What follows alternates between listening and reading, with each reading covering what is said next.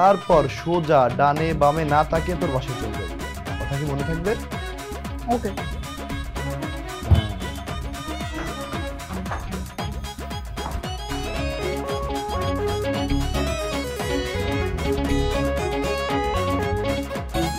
আচ্ছা আপা, আপনার ছেলের কি অবস্থা?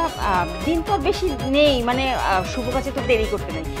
ও কি রাজি হয়েছে বা রাজি করতে পেরেছেন? রাজি হয়েছে। আর আর আপনি একদম টেনশন করবেন না, দিন শেষে সে আমার কথাই শুনবে। আলহামদুলিল্লাহ, আলহামদুলিল্লাহ।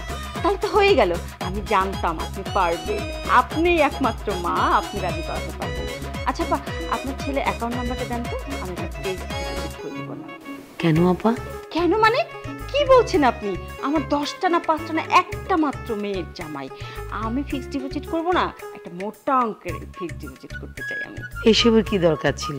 আল্লাহ তো আমাকেও দিয়েছে, অ্যাকাউন্ট নাম্বার কেন দিতে হবে? এটা আমার অনেক দিনের শখ ছিল আপা। আচ্ছা আচ্ছা ঠিক আছে, আমি হোয়াটসঅ্যাপে আপনাকে ওর অ্যাকাউন্ট নাম্বারটা দিয়ে দিব।